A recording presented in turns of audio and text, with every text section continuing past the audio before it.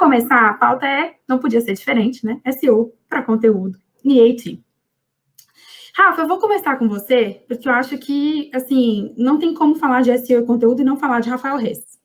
Porque realmente tem um pioneirismo aí nesse sentido, que eu digo no Brasil, principalmente, para trazer, aterrissar conteúdo, né, para SEO e conteúdo para marketing digital. Então, assim, para a gente entender SEO e conteúdo, e principalmente EAT, porque a gente tem muitas pessoas aqui no canal, né, que estão acompanhando a gente, que entram todas as terças, às 7 horas, também que estão começando, que têm dúvidas, nem sempre trabalham efetivamente com SEO. Então, assim, SEO para conteúdo, se você pudesse resumir, trazer a sua visão, eu acho que é super importante para a gente complementar, e EAT também, para que todo mundo possa ficar aqui na mesma página, alinhado e aprender também em conjunto. Bom, eu meio que assim, acertei sem querer no alvo, né? Quando me chamaram para palestrar no primeiro SEO, Olhou SEO em 2011, foi tipo 15 dias antes do evento acontecer. E aí eu olhei a grade do evento e todo mundo já tinha escolhido um tema, né? Tinha gente falando sobre HTML, tinha gente falando sobre link building, tinha gente falando sobre sitemap, tinha gente falando de um monte de coisa, não tinha ninguém falando de conteúdo. E aí eu falei, cara, eu acho que está na hora de começar a trazer o papo de conteúdo para dentro do SEO. Né? Tem inclusive um episódio engraçado desse ano, uns meses depois aconteceu o YSEO lá em BH, e aí o Maurício Zani, que hoje é meu sócio, fez uma baita de uma brincadeira. O Zani, muita gente sabe, foi um dos maiores AdSensers do Brasil.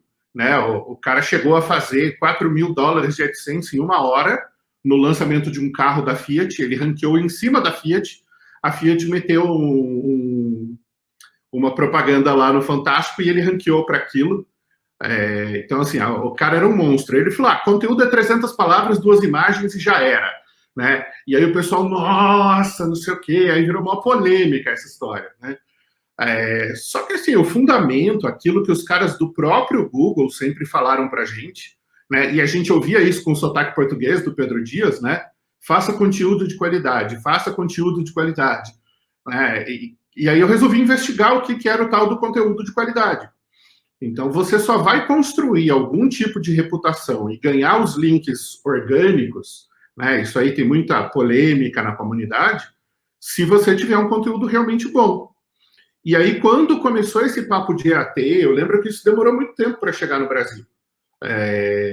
Para que as pessoas entendessem efetivamente o que significava a sigla e o que é que você tinha que fazer para que isso funcionasse. E aí, basicamente, você está falando de expertise, né, de você ter experiência sobre um determinado assunto e compartilhar essa experiência criando conteúdo dentro de um site, de um domínio, a autoridade para falar sobre aquele determinado assunto, que é um pouco diferente da expertise, e a confiabilidade.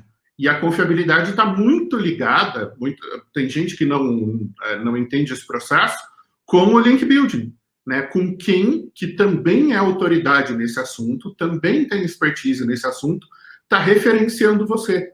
Então, eu lembro lá, 2010, 2011, né, a grande coqueluche era você conseguir link de domínio .edu e .gov. E isso tem uma lógica dentro do algoritmo. Né? Se você tem um domínio de governo, ou um domínio educacional, de uma universidade, linkando para você, ele está transferindo justamente essa confiabilidade. Ele está dizendo, olha, essa pessoa aqui está ganhando um link de uma universidade ou de um governo, isso a grosso modo, né? Porque ele é uma autoridade no assunto, porque ele tem expertise nesse assunto. Então, isso tudo está muito ligado. Né? O conteúdo que você produz dentro do seu domínio, o conteúdo que você produz fora do seu domínio e o tipo de pessoa que linka para você. Então, por exemplo, se você pega um contador que escreve um artigo sobre como declarar um imposto de renda, esse cara provavelmente tem expertise sobre o assunto. Né? Ele tem conhecimento sobre o assunto de contabilidade.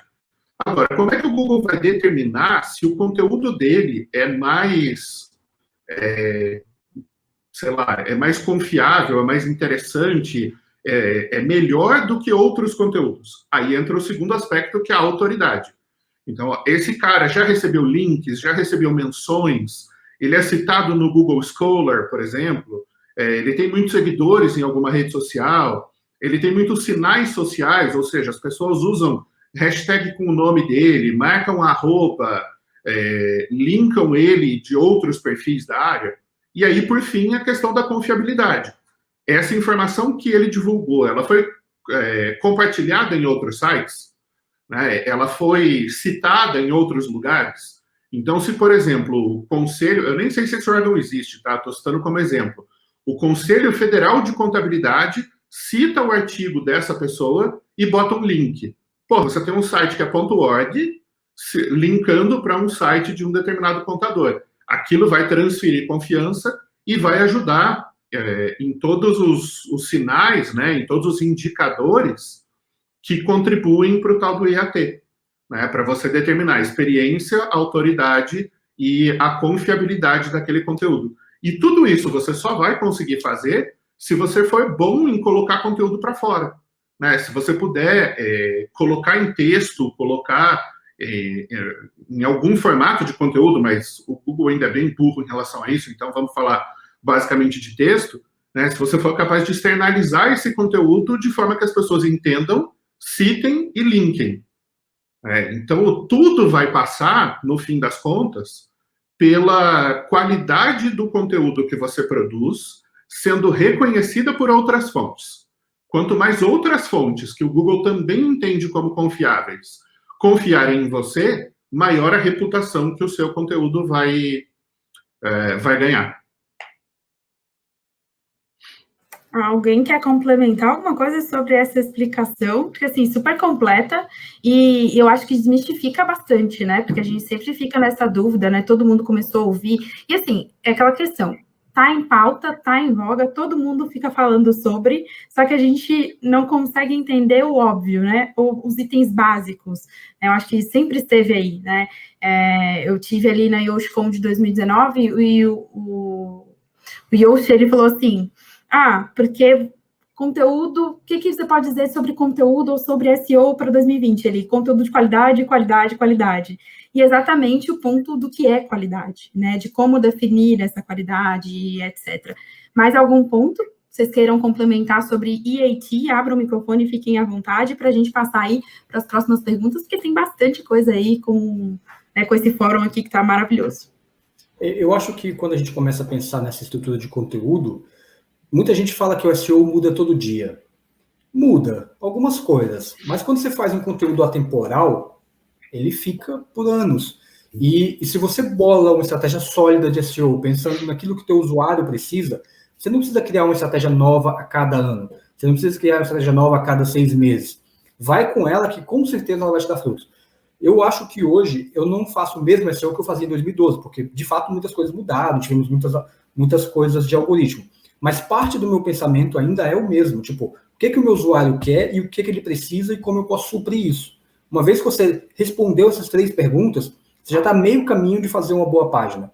Já está meio caminho de entender o que ele está querendo chegar. E provavelmente essa página vai atender ao Google também. Ela não é pensada para atender ao Google, ela é pensada para atender aquele usuário.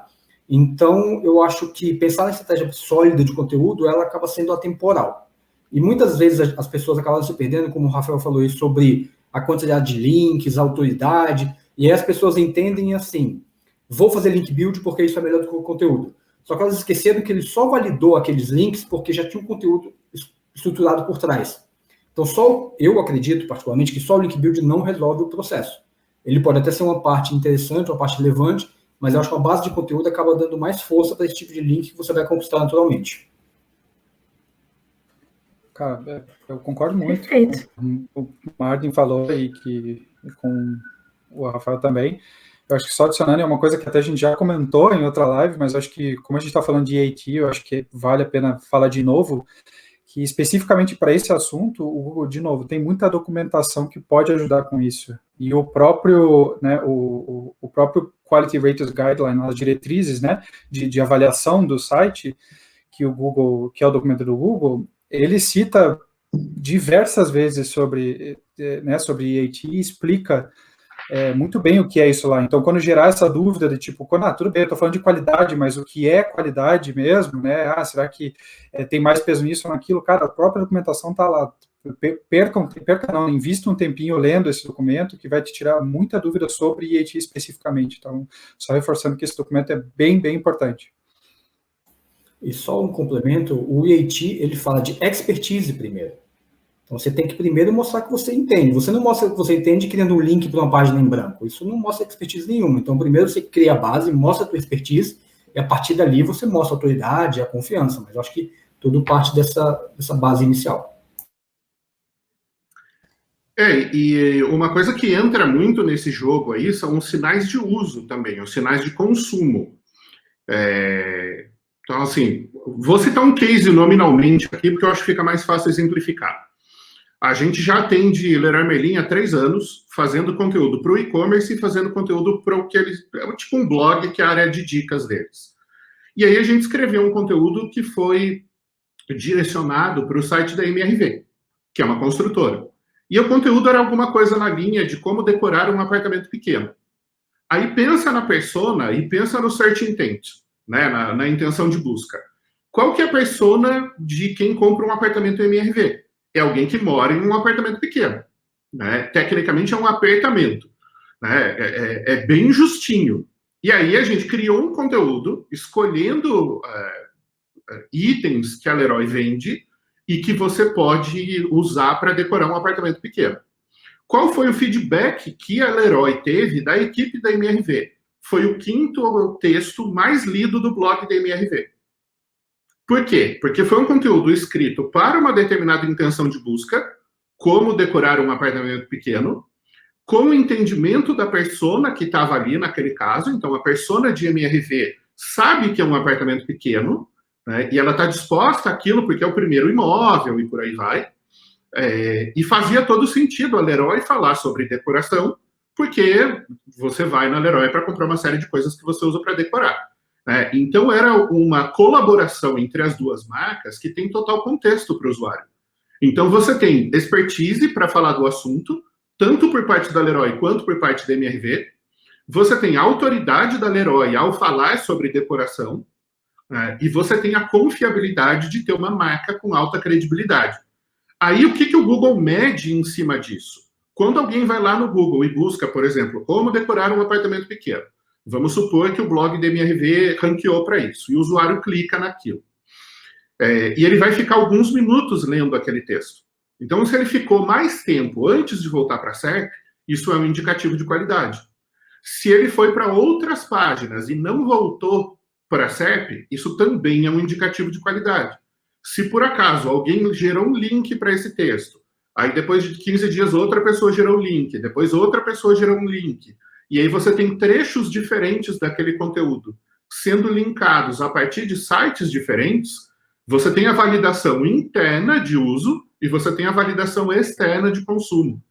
Então, de todos os sinais que o Google coleta, você consegue, vou usar um adjetivo que muitas vezes alguns profissionais lá do Google não gostam, mas você pontua em vários critérios. Né? Então, você acaba acertando ali vários itens que o algoritmo considera.